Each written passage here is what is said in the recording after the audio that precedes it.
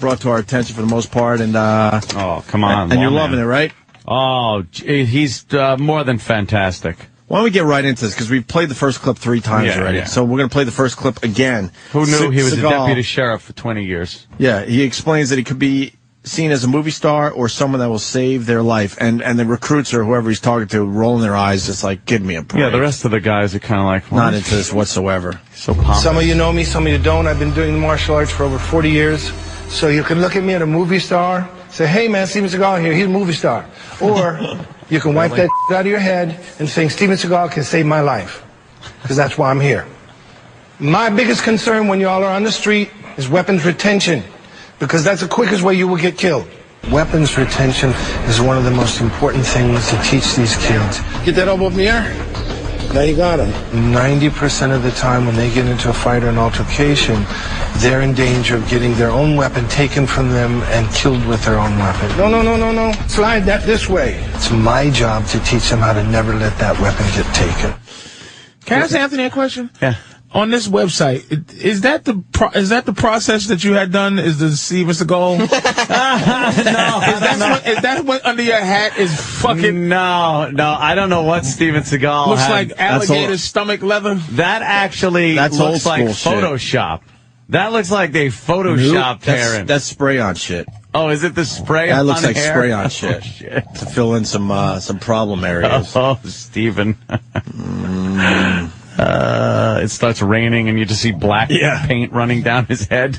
Because he's had that done for a long time. Lawmen got to be mad that this Steven Seagal's out there representing him. Right. Hey, 20 years. He hasn't done shit in 20 years as far as lawmen things go. Well, so what? After finding a gun on a guy, Seagal reflects on how awesome he is. Really? Yeah. Last night was a good reminder of how anybody can die anytime, any place, and how you always got to be on your toes. You chase some people with guns, you've got to figure out a way to take them down without you getting hurt or anybody else. I've studied the martial arts most of my life, so I have a lot of confidence in myself. But I really worry about my own team members sometimes, so today I'm going to see them a little course in the martial arts and teach these boys some new tricks. That's right. He rules. And then he just gets out there and he's too fat to do foot pursuits. He just sits in the passenger seat of cars that are being driven by other people that are qualified, and like does he backseat? He's like a backseat driver. Yeah, but he's got his left, right, left. Make a left, and one of the officers actually said, "Let me drive. Could you let me drive?" He can't drive, though. He has to be in the passenger seat because he's got that sixth sense thing where he can see the boo, boo, boo. He talks about how he has this sixth sense where he sees groups of people maybe hanging out and knows what they're up to. And it flashes and zooms in and x-rays and stuff. Yes, like he's got a bionic eye. Yeah, it's like Steve Austin. He's worried about his boys because he knows some of these guys are his partner. Partners. I need to save him. All right. Seagal teaches his class of karate maneuvers here. I'm one of the highest ranking Aikido teachers in the world. What do they call it? This young gentleman's going to help me demonstrate some Aikido technique. If somebody starts to punch, this kind of punching, I want you to get behind him. Take that chin, press it up against your shoulder, and you can pop this. Or get him under any kind of control you want. Aikido is written the way of harmony. It's an art based on blending with the attacker's force and being able to redirect it to neutralize your opponent. He's so overly dramatic in this show and in everything he does. Before the show started, they had some kind of biography on Steven Seagal.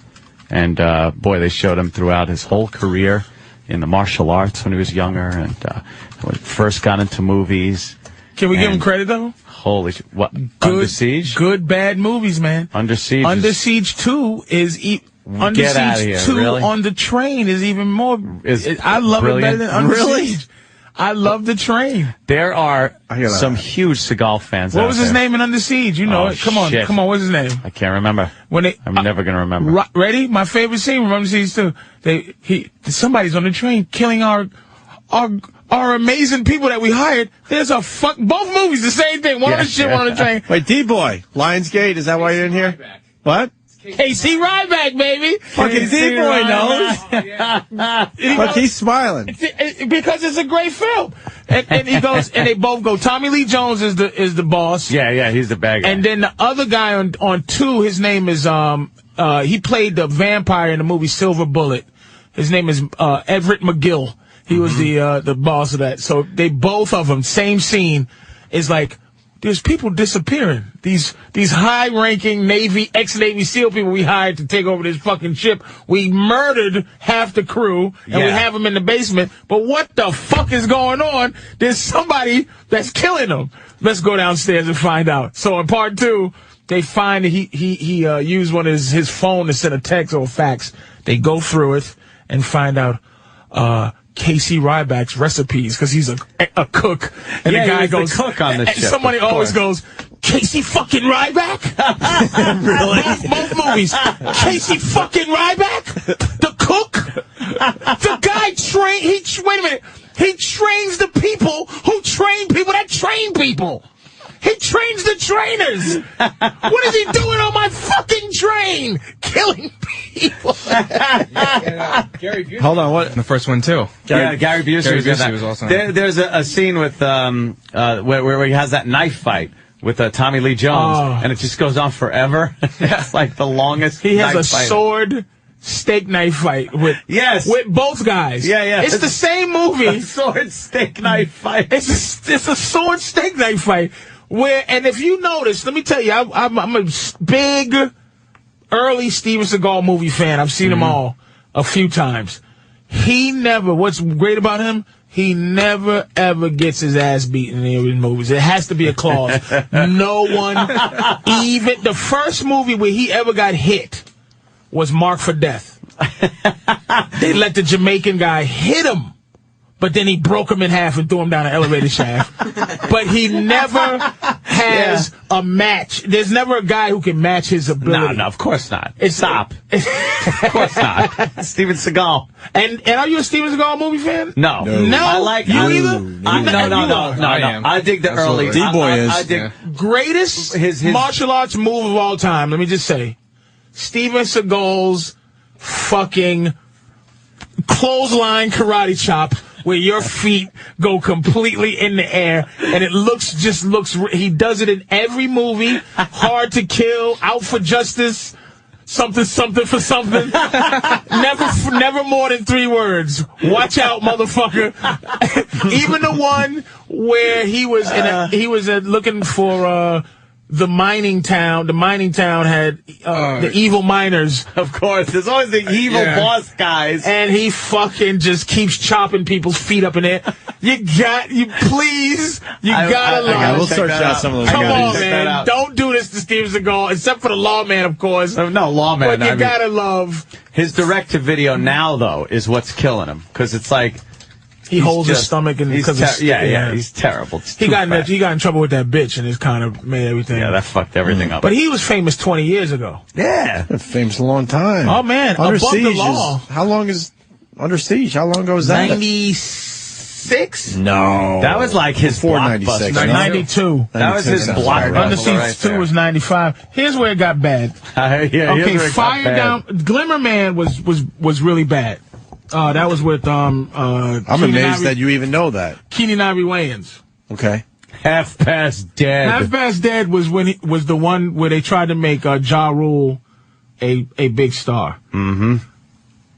It got bad after Half Past Dead, like bad where it's over bad. That is funny now that the Foreigner out for Kill, Clementine, Out of Reach. I'm looking at sun. the names. Hard to Kill, Marked for Death, Out for Justice.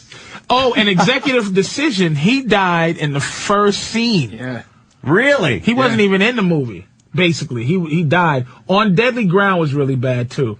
But Above the Law, Hard to Kill, Marked for Death, Out for Justice, Under Siege, that was a great run. Casey fucking Ryback. Casey fucking Ryback, baby. Ryback? He was with, Michael Caine was on Deadly Ground, too. Yeah, that was a bad one. But he had a good run up until, in 2001, that was with DMX. Exit Wounds. That was with DMX. And Ticker was bad. And then everything went terribly bad in 2003.